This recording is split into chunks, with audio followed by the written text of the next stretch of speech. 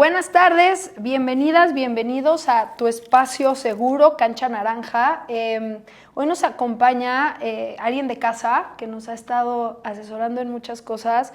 Pero antes, Fabiola, si quieres, déjame dar un dato que ahorita estaba volviendo a leer y decía qué importante es conocer estos datos para entender desde dónde vamos a hablar, ¿no?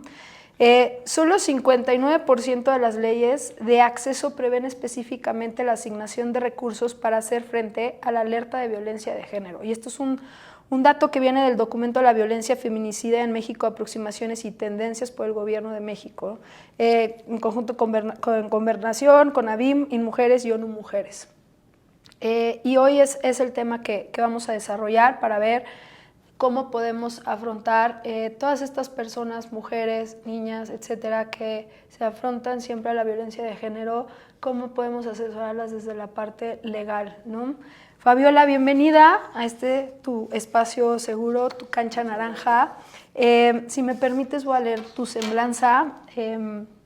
Maestra en Política Económica por la Universidad Nacional Autónoma de México, licenciada en Economía por esa misma universidad y diplomada superior en Presupuestos Públicos con Perspectiva de Género para el Combate a la Pobreza por la Facultad Latinoamericana de Ciencias Sociales.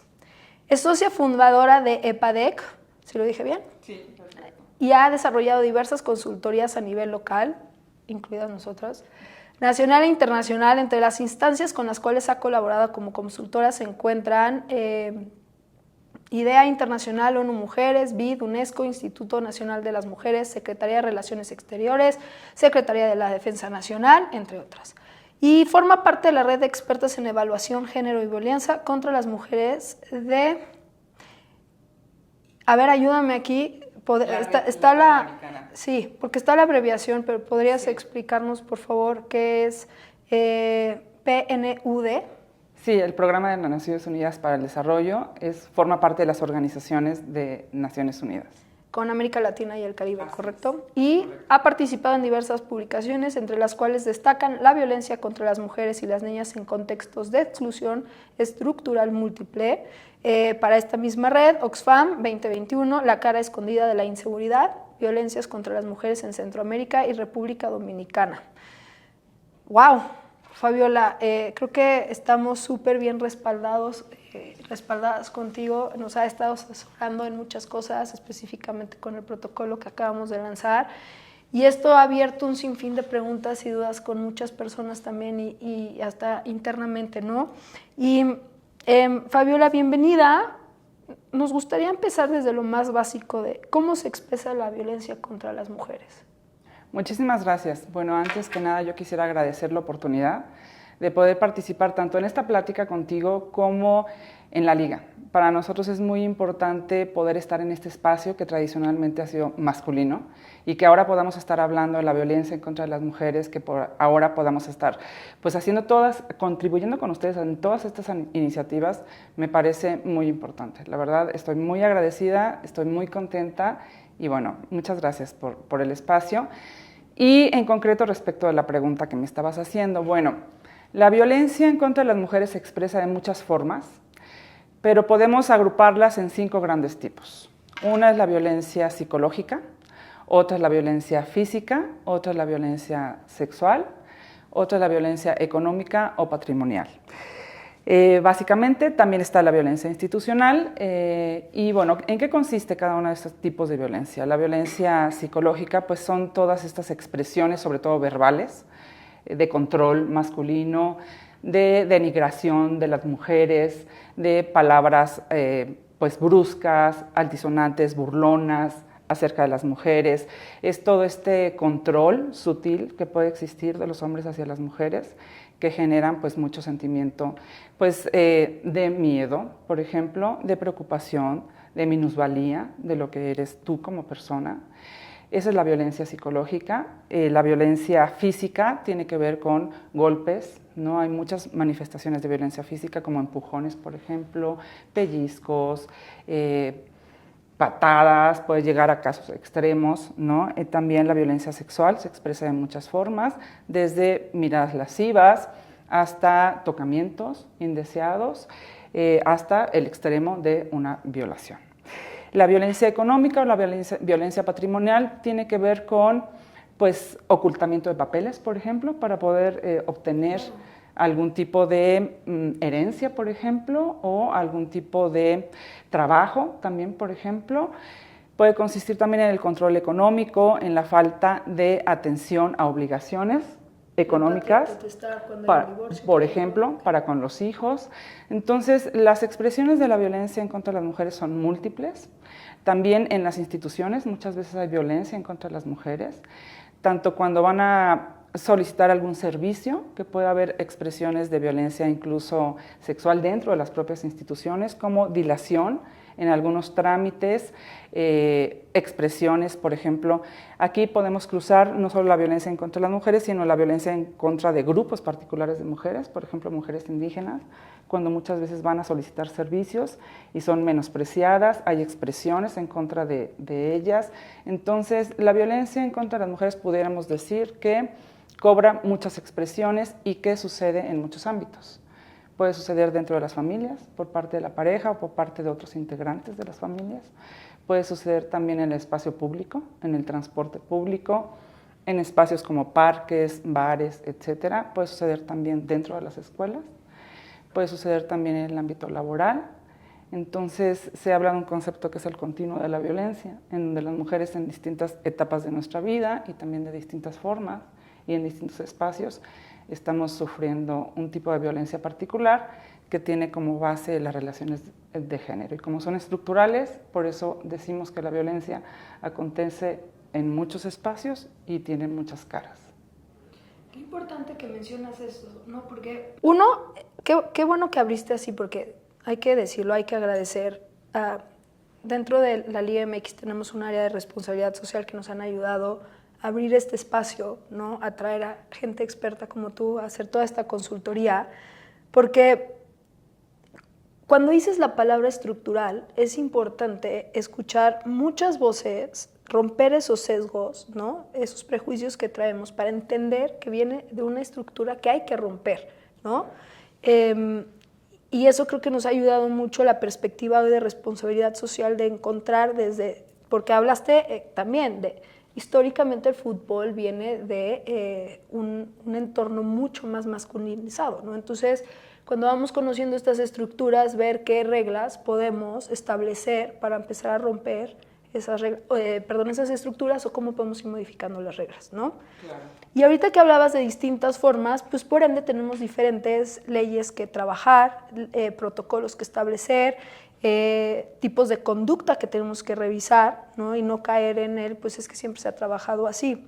Y ahorita que mencionabas todo esto, nos hacemos la pregunta, entonces, pues, ¿qué mecanismos institucionales existen? Sobre todo cuando estamos hablando de todas estas estructuras para que podamos atender, que podamos proteger a las mujeres cuando sufren esta violencia de género, que a lo largo de los primeros 6 episodios hemos estado hablando de este tipo de violencias, y qué servicios esenciales tenemos nosotras que podemos o tenemos derecho a, o tenemos acceso a, si somos víctimas de la violencia. Claro. Mira, yo creo que han habido avances muy importantes en nuestro país, justo para crear mecanismos que permitan atender de mejor forma la violencia en contra de las mujeres, ¿no? Muchas veces estos mecanismos no necesariamente los conocemos todas las personas, ¿no? Creo que hace falta difundir más estos mecanismos que existen. Yo te podría decir algunos, por ejemplo, líneas telefónicas. La línea 911 es un mecanismo importante. Cuando tú estás viviendo una situación de violencia, no sabes a dónde acudir, puedes acudir a la línea 911. En la línea 911 están obligados, tienen una serie de capacitaciones y de protocolos de atención para responder a situaciones de violencia, ¿no? Entonces, están obligados a brindar información, por ejemplo, dependiendo del lugar en el que tú estás radicando o en el lugar en el que te encuentras cuando estás sufriendo el incidente, acerca de a dónde puedes acudir.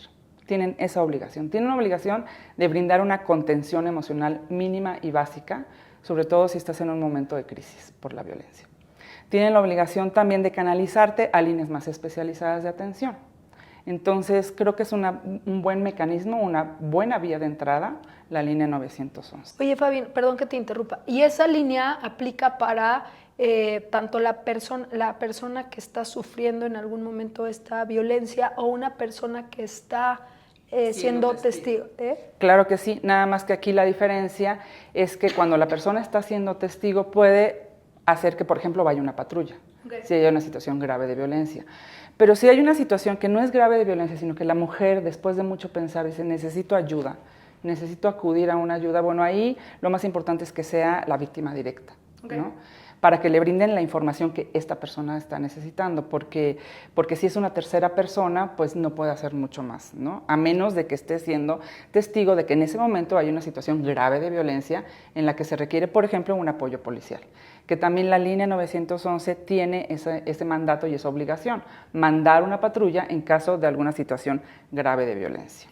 Entonces, este es un mecanismo importante que yo creo que no necesariamente todas las personas conocen, ¿sabes? Que pueden tener eso al alcance de la mano. Entonces, ese es uno. Hay otros mecanismos más especializados, por ejemplo, los centros de justicia para las mujeres. Actualmente existen, me parece que son 61 centros de justicia en todo el país, y estos centros de justicia tienen la particularidad de que brindan de una manera concentrada en el espacio, es decir, en un mismo espacio, todos los servicios que las mujeres pueden requerir cuando están siendo víctimas de violencia. Entonces hay una agencia del Ministerio Público especializado, hay un servicio médico, por ejemplo, hay apoyo psicológico, hay una serie de estos servicios de los cuales vamos a hablar a continuación, que son como el paquete de servicios esenciales que cualquier mujer que está en situación de violencia tendría derecho a acceder a ellos. ¿Para qué? Para ayudarles a transitar hacia una vida libre de violencia, que ejerzan el derecho que tienen a una vida libre de violencia. Entonces, estos centros de justicia para las mujeres son muy importantes y son espacios a los que las mujeres pueden acudir. ¿Cómo podemos, ubicar a estos La línea 911, por ejemplo, yo creo que el mecanismo más rápido para acudir a ellos es por medio de la línea 911. Porque tú hablas y tú dices, en el municipio en el que están obligados a darte los teléfonos y las direcciones de estos centros de justicia. Porque es muy difícil, yo les puedo decir, bueno, se pueden meter en internet, un montón de cosas, pero primero no todas las personas cuentan con ese servicio de manera inmediata. Y segundo, si estás en una situación de crisis, por ejemplo, es más fácil que tú hagas una llamada telefónica a la línea 911 y ahí te van a decir cuál es el centro de justicia más cercano. Entonces creo que este es un buen mecanismo. Otro mecanismo, pues son en los centros de salud, por ejemplo, hay unidades médicas con servicios especializados para atender situaciones de violencia, por ejemplo, violencia sexual, ¿no? Es importante y muchas veces cuando hay heridas, porque como habíamos platicado anteriormente, la violencia puede ser física en muchas ocasiones, llegar a extremos graves, o puede ser violencia sexual, y es muy importante acudir a un centro de salud. Entonces, si a la mano no tienes para marcar al 911, si a la mano no sabes en dónde está un centro de justicia, tú puedes acudir a un centro de salud, y en muchos de los centros de salud debería de haber en todos, ¿verdad? Pero todavía son parte de los retos, hay unidades médicas con servicios especializados que tienen la obligación de aplicar una serie de protocolos que han sido elaborados justo para atender situaciones de violencia en contra de las mujeres, violencia física o violencia sexual. Entonces, ese es un mecanismo también importante con el que cuenta México. Y otro mecanismo importante son las fiscalías o los juzgados del Ministerio Público especializados en atender violencia en contra de las mujeres.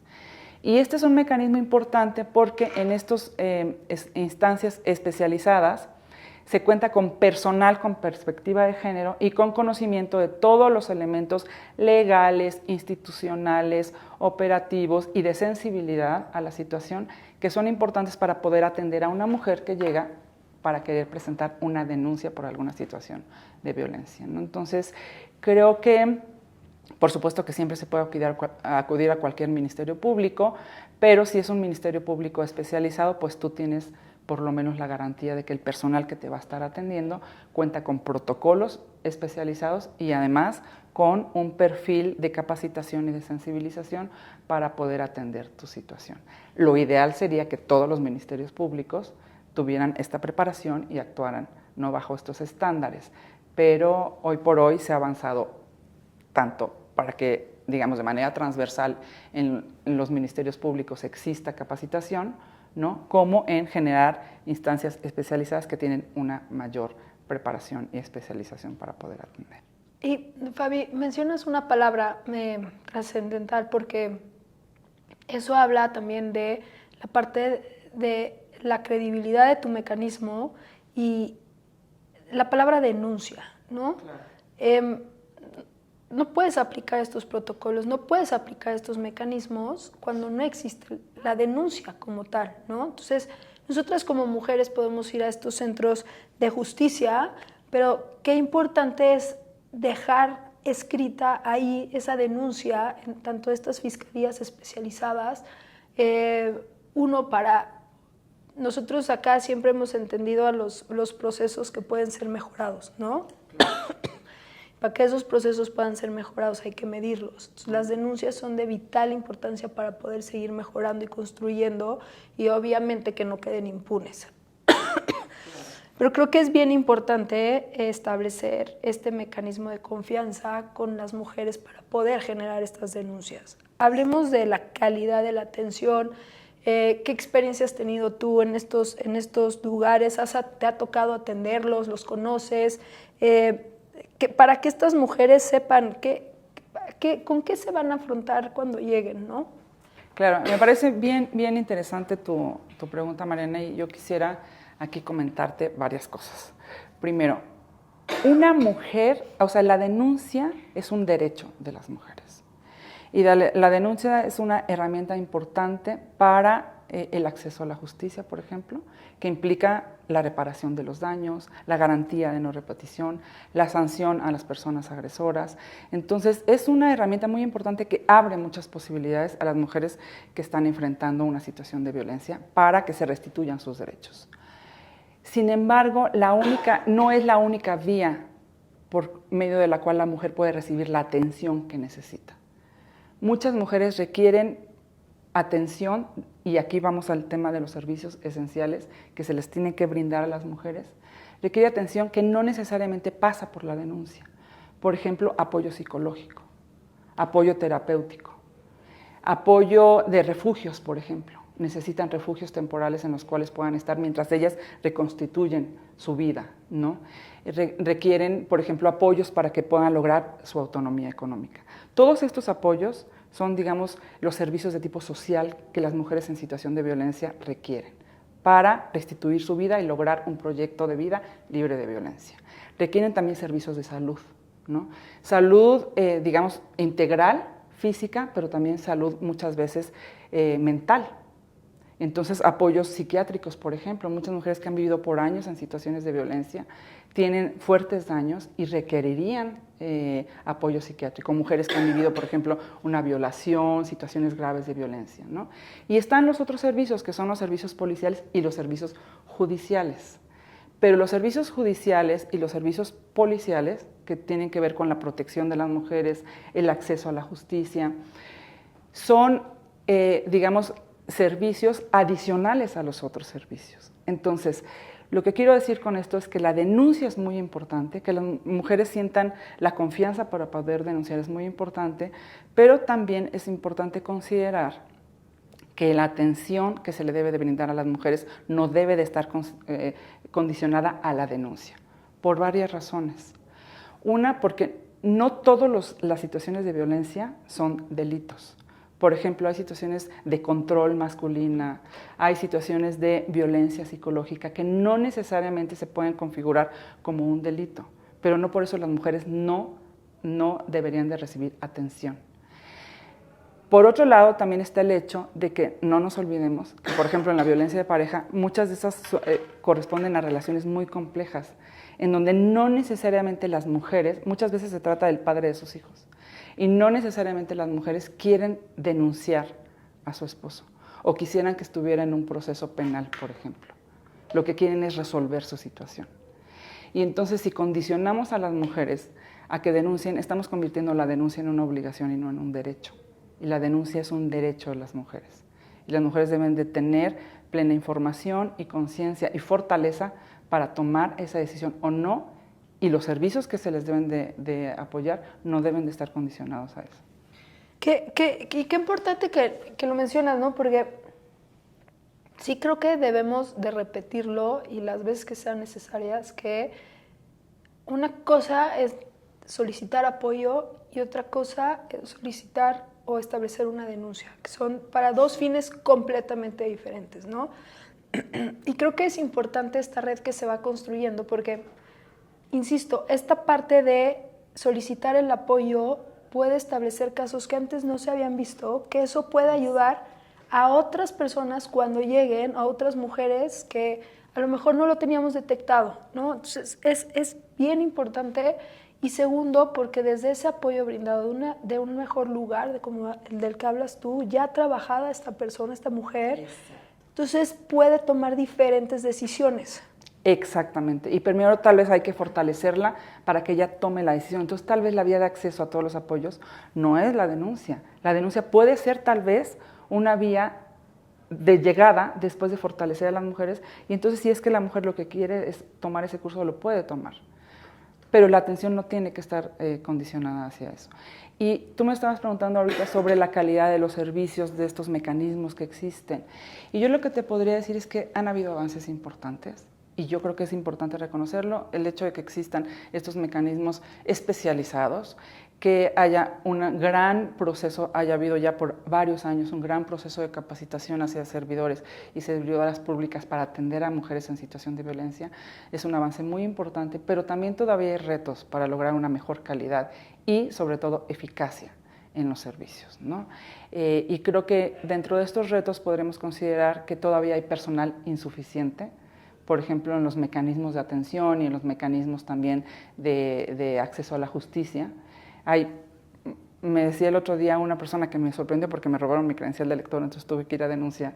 Entonces fui a un ministerio público y me decía que en general, en el mundo, digamos, el medio de casos judiciales que debe de tener cada persona en el ministerio público de casos son 10 en el mundo. Y en México tienen en promedio 2,000 por persona. O sea, investigar todo eso, o sea, lo que te quiero decir es que hay varios de los problemas que afectan la calidad de la atención, tiene que ver con un problema estructural de las instituciones, claro, de las instituciones de este país, ¿no?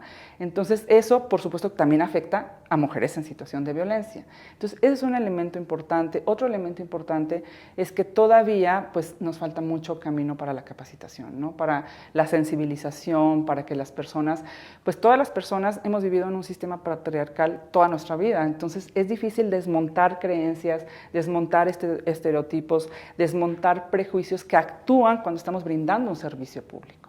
Entonces, toda esa capacitación, toda esa transformación, pues todavía tiene un camino que recorrer y eso afecta la calidad de los servicios, ¿no?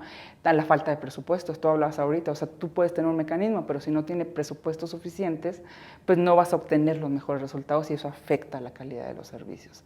Entonces, tenemos todavía varios elementos que nos hacen, pues, que tengamos avances, pero tengamos retos, ¿no? ¿Cuántos carpetas de investigación sobre feminicidios existen que no han sido resueltos, ¿no? Que están todavía los perpetradores libres o peor aún, que no se han hecho medidas para la reparación integral de los daños, ¿no? O ni siquiera están siendo etiquetados como feminicidios, ¿no? Por esa falta de perspectiva de género. Pero déjame, Fabi, dijiste otra frase que creo que es importante a veces no asumir, o más bien nunca asumir cosas. Vámonos un paso atrás. Hablas de estructura patriarcal. Para las personas que nunca han escuchado esto, o lo están escuchando por primera vez, o a lo mejor no tenemos correcto la definición de este concepto, ¿nos puedes explicar qué es una estructura patriarcal? Claro, es un orden social de cosas que nos ha moldeado en la sociedad. Y en este orden hay la preeminencia masculina. Hay lo que le podríamos denominar una cultura de dominación masculina, donde todo lo masculino está por encima de lo femenino. Y entonces tenemos un orden de cosas en donde el padre de familia, el patriarca, es el jefe de las familias. Y el mundo se ha construido para satisfacer las necesidades de ese jefe de familia, que es un hombre heterosexual, ¿no? Que si cruzamos con otras categorías, pues también es blanco, ¿no? También es de mediana edad, y el mundo gira en torno al hombre. Y las mujeres somos instrumentos para, ¿no? Servir, para cuidar, para dedicarnos a tener una serie de labores, una serie de roles que permitan que ese hombre mantenga esa preeminencia sobre la sociedad. Entonces, hemos nacido, hemos crecido, nos hemos socializado en este orden de las cosas. Es decir, no solo somos mujeres y hombres con diferencias biológicas, sino se ha construido todo un orden en la organización, ¿no? En donde hay relaciones de poder y hay una supremacía de lo masculino y del hombre sobre lo femenino y sobre las mujeres. Entonces, con esta definición de concepto podemos entender, por ende, que hay una carencia de estructuras hacia otro tipo de personas con diferentes perspectivas, diferentes necesidades, y por ende las reglas no están especializadas a todo este tipo de personas, ¿no?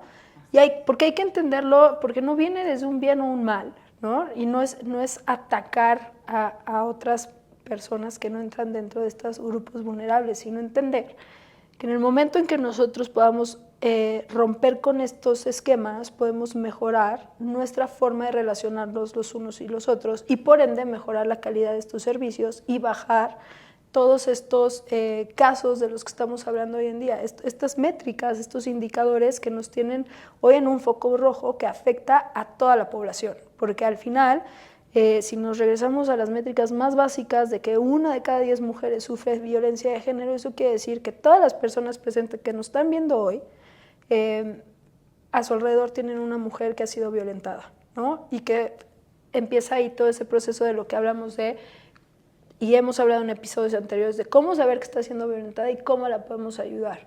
Entonces, esta explicación que nos das, Fabi, de entendiendo que existen todos estos recursos a los que podemos o tenemos derecho además, ¿no? Luego viene una parte de responsabilidad propia, ¿no? Y aquí preguntarte, una cosa es saber que existe esta violencia y muchas veces reconocer que a lo mejor a nuestra compañera de trabajo, a nuestra hermana, a nuestra amiga está siendo violentada y otras reconocer que nosotras estamos siendo violentadas. Y hace ratito platicabas de algo importante que era muchas veces no queremos denunciar debido a un sinfín de cosas, ¿no? ¿Tú por qué crees que hoy las mujeres que viven en pareja suelen mantenerse con el victimario? Que esa podría ser una de las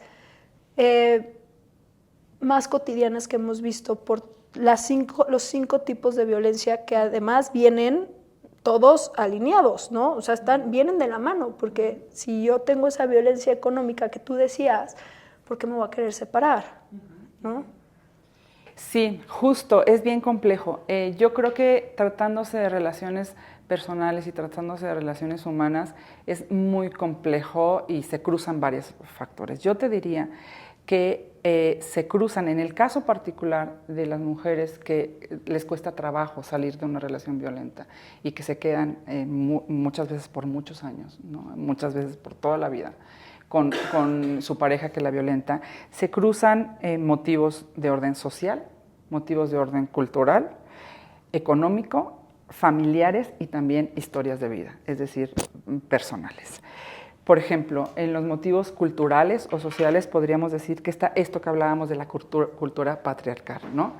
Que nos lleva a normalizar la violencia y el control masculino como el deber ser, ¿no? Así es como deben de ser las cosas. Si él me violenta, si él me controla, si él controla los recursos de la casa, él toma todas las decisiones, él me maltrata, pero así es como deben de ser las cosas, ¿no? Porque así es como sucede en mi comunidad, así es como sucede en mi familia, así yo crecí viendo ese modelo, ¿no? Entonces se ha normalizado mucho esa situación porque forma parte de la cultura patriarcal. Entonces, ese es un factor. Otro factor que va de la mano del anterior es lo que es el amor romántico, ¿no? Todos los preceptos del amor romántico. Entonces está la idea de que el amor lo puede todo. Y entonces eso nos lleva a tener la confianza de que nosotras vamos a lograr que este hombre cambie con base en el amor. Entonces, el pégame pero no me dejes, ¿no? Entonces, una mujer a la que la dejan, ¿no? Es una mujer fracasada, pero sobre todo está la creencia de que sí los pueden cambiar.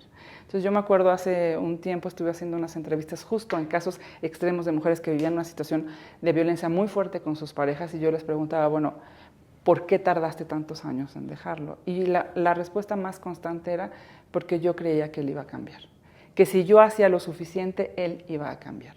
Y muchas veces la violencia escala, escala, escala y claro, es un ciclo, ¿no? Porque hay picos de violencia y luego regresa otra vez la parte del enamoramiento y entonces ellas se convencen de que ahora sí van a lograr cambiarlos. Entonces, estos preceptos del amor romántico también forman como anclas y las mujeres se quedan ahí con esta expectativa. También muchas veces sucede el tema de la falta de redes familiares y de amistad y sociales. Entonces las mujeres se encuentran muy solas. Muchas veces viven con mucha vergüenza de la violencia que están enfrentando, entonces no le cuentan a nadie. Otro elemento importante es la falta de autonomía económica, ¿no? Muchas mujeres, por dedicarse al cuidado de los hijos, al cuidado de la familia, que es un gran trabajo, una gran responsabilidad, pues no acceden a fuentes de ingresos propias, ¿no? Y muchas veces toda la estructura y todas las normas llevan a que el hombre controle los ingresos. Entonces ellas se encuentran sin una fuente de ingresos propios, sin un patrimonio propio y con los hijos a los que saben que ellas van a tener que mantener en un caso de separación porque muchas veces los hombres no se hacen responsables tampoco de esa parte. O que porque hoy en día hemos visto, y esta es una plática muy común que tenemos obviamente todas las mujeres y en nuestros entornos, pues hoy en día en México la mayoría de las parejas tienen que trabajar, padre y madre, ¿no? Sí. Y probablemente el sueldo de uno o de otro es tan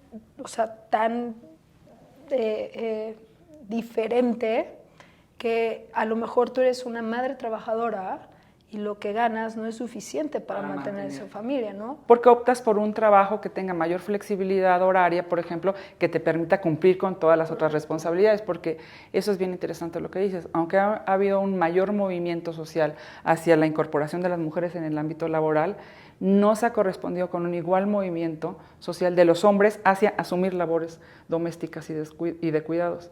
Entonces las mujeres optan por trabajos que aunque ganen menos, les permitan cumplir con estas responsabilidades. Y entonces separarse muchas veces significaría enfrentar una serie de problemas económicos, ¿no?, que no lo tienen de momento resueltos. Por eso, gran parte de los servicios que deben de existir son servicios que permiten a las mujeres lograr esa autonomía económica. Entonces, bueno, ese es un elemento importante. También, otro elemento importante es que muchas veces tardamos en reconocer que somos víctimas de violencia. Por varias razones, entre ellas también porque no nos gusta, porque nos sentimos débiles con eso. Y también porque hemos estado tan acostumbradas y tan normalizadas que a veces eso que estamos viviendo no lo conceptualizamos como violencia. Entonces, eso es como el sapo que se va como cociendo en fueguito lento, ¿no? Y no se da cuenta hasta que ya está completamente cocido, ¿no? Entonces, creo que ese es otro elemento. Y también las deficiencias en los servicios institucionales, ¿no?, de protección, sobre todo a las mujeres.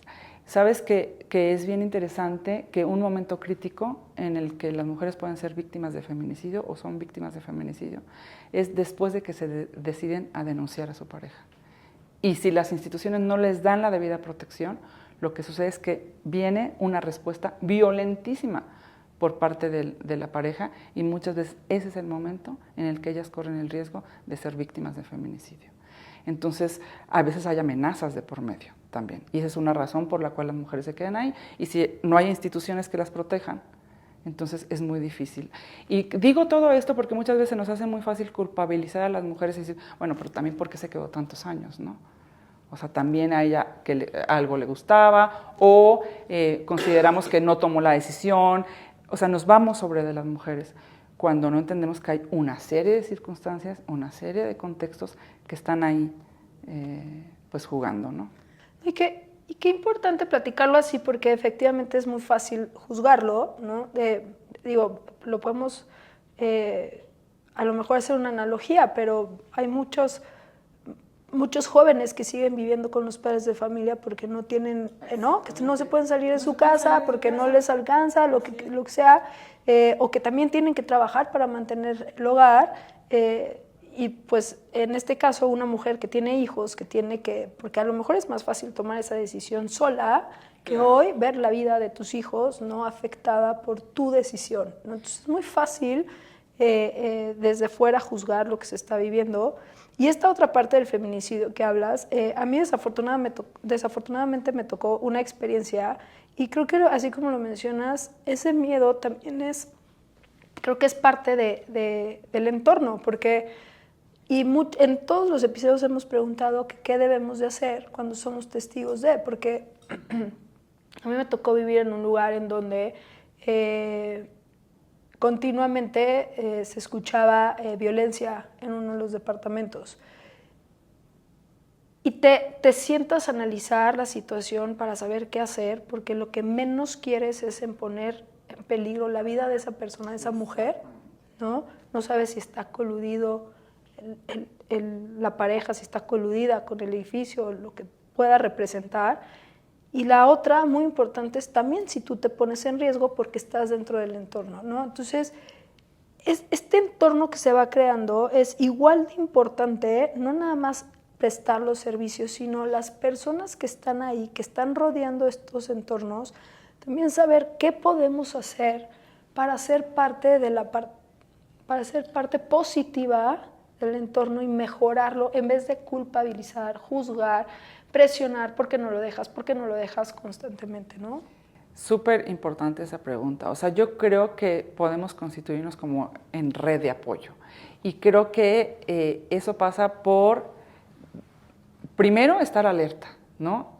Si nosotros estamos siendo testigos de algo, por ejemplo, en nuestro propio edificio, etcétera, creo que podemos acercarnos en algún momento cuando la mujer esté sola y decirle, estoy aquí para lo que necesites.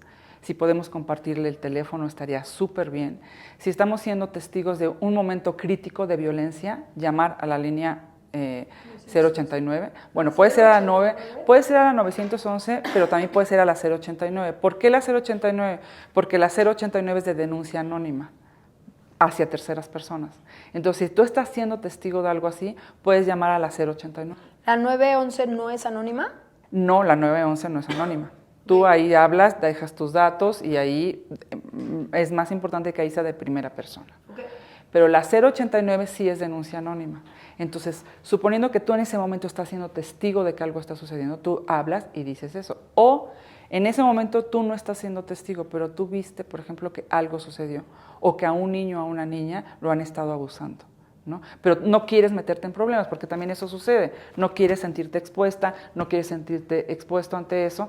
Entonces tú puedes llamar a la línea 089, te piden una serie de información que permiten corroborar por lo menos el lugar del que se trata, la circunstancia que tú viste para ver si se configura en un delito o en una situación de riesgo, ¿no?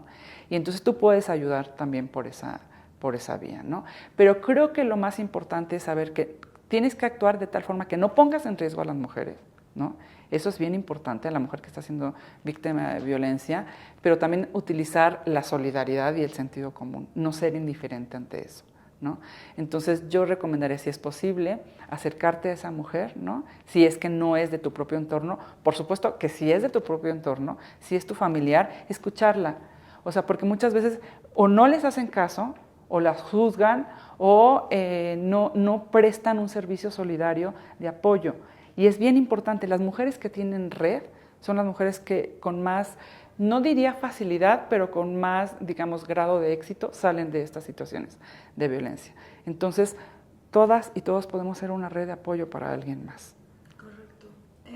Y ahora, de esa red de apoyo, ¿qué recomendaciones legales podemos darle a estas mujeres que están sufriendo de violencia? Bueno, yo creo que una importante es que no se queden calladas.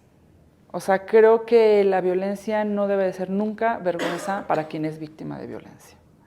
Entonces, una parte importante yo creo es que ellas mismas también tienen que propiciar tener su red de apoyo. Entonces, que se lo platiquen a una amiga, que se lo platiquen a una familiar a la que le tengan confianza, que vayan armando una red de apoyo, para que si en un momento ellas deciden denunciar, saben que tienen esa red de apoyo, o tienen que salir huyendo de su casa por alguna situación, cuenten con esa red de apoyo. ¿Qué opinas? Porque hoy es uno de los mecanismos más populares. ¿Qué opinas de que lo hagas a través de las redes sociales, por ejemplo? Mira, yo creo que ese mecanismo a mí no me encanta, te lo digo honestamente. O sea, yo creo que una red de apoyo sí te puede ayudar muchísimo más a salir de esa situación. Presentar una denuncia si estás lista para presentarla, también yo lo recomiendo. Acudir a una instancia para recibir atención, también yo lo recomiendo. Pero creo que las redes de apoyo para lo único que sirven es para exponer a una persona, pero no necesariamente para resolver tu situación. Y creo que convertir las redes en tribunas públicas pueden, y lo hemos visto, incurrir en muchos más riesgos a nivel social. Porque no permiten un debido proceso, por ejemplo, no permiten una adecuada atención a las personas para resolver el problema y se pueden convertir también en una cacería de brujas, que creo que es una regresión al propio sistema de justicia al que aspiramos, de protección de los derechos humanos, de todas las personas. Entonces, y entorpecer, ¿no? Porque también claro, mancha y ensucia y genera ruido. Genera muchísimo ruido, sin un debido proceso. Desinformación. Así es, desinformación, y se pueden cometer muchísimos errores en eso, y podemos estar en muchas ocasiones, por ejemplo, asumiendo una presunción de culpabilidad y una presunción de inocencia, ¿no?, de personas a las que se les denuncia en redes sociales, y pues vamos a convertir en la tribuna pública, ¿no?, esos espacios en donde pueda haber una sanción muy fuerte, social, sin un debido proceso y una comprobación de culpabilidad, por ejemplo, ¿no? Entonces, en eso todas las personas podemos estar expuestas, todas. Y creo que se convierte en un salvajismo, desde mi punto de vista, que no es lo más adecuado. Pero además de lo último que dices es mencionar que, digo, por algo existen los procesos que se van mejorando de lo que hablábamos anteriormente, ¿no? Hoy pues se han detectado muchas cosas que se han podido mejorar y se están estableciendo para que podamos usarlos. Y en la medida en que más los usemos, más se mejoran, ¿no? Y perdón que lo repita constantemente, pero también hay que, me imagino que debe ser muy difícil para las personas hoy en día tener que exponerlo así como decías tú, ¿no? Salir, abrir tu vida, tu alma y decir, pues estoy siendo violentada. Pero si ya tuvimos esa valentía de hacerlo, aprovechar todos los recursos que hay para poder, sin duda, lo que tú decías, tener una investigación justa, ¿no? Porque las redes sociales probablemente no te lleven a esa justicia, todo lo contrario, ¿no? Y no que estemos tratando más bien al contrario, sino alentar a las mujeres a que utilicen los procesos que existen actualmente y los protocolos, y así los vamos a ir mejorando. Entonces veo que hay opciones legales, evidentemente, pero el primer paso sería hablarlo. Y ya que lo hablamos, ¿qué hacemos? Bueno, yo pienso que una es hablarlo, dependiendo de los casos, porque pueden ser muy diversos. Creo que otra cosa importante es formar esta red de apoyo, ¿no?, y una estrategia de salida de esa situación. Creo que eso es algo muy importante, prever toda la situación económica, etcétera. E incluso en caso de urgencia, ¿qué voy a hacer, no? ¿A dónde voy a salirme? ¿A dónde voy a ir? ¿Qué voy a hacer, no? Acudir a instituciones. Eso te iba a preguntar. Hoy hemos hablado de estos centros de justicia, pero ¿qué instituciones podemos nosotros también buscar y obviamente compartir en nuestras redes sociales para brindar esas líneas de mecanismos que se puedan acercar? Por ejemplo, yo creo que acudir a un centro de justicia para mujeres. Okay. O sea, acudir a un centro de justicia para mujeres que te puedan brindar apoyo psicológico, que te puedan brindar asesoría legal, por ejemplo, porque te pueden brindar asesoría legal. Ahora, si tú cuentas con los recursos suficientes para hacerlo, entonces tú misma acudir, ¿no? Pero estos son los menores de los casos, creo yo. O sea, puedes tú misma acudir a solicitar un apoyo terapéutico, una asesoría legal. Si tú estás lista y decides denunciar, puedes acudir a una institución a denunciar.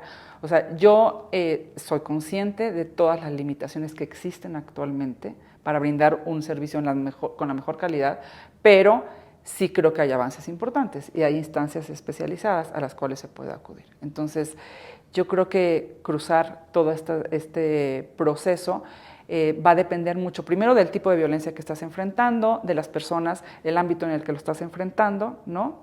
Y de los recursos personales, familiares, sociales, con los que cada mujer cuenta. Entonces, si no cuentas con estos recursos económicos, sociales, etcétera, un centro de justicia para las mujeres creo que es la mejor opción.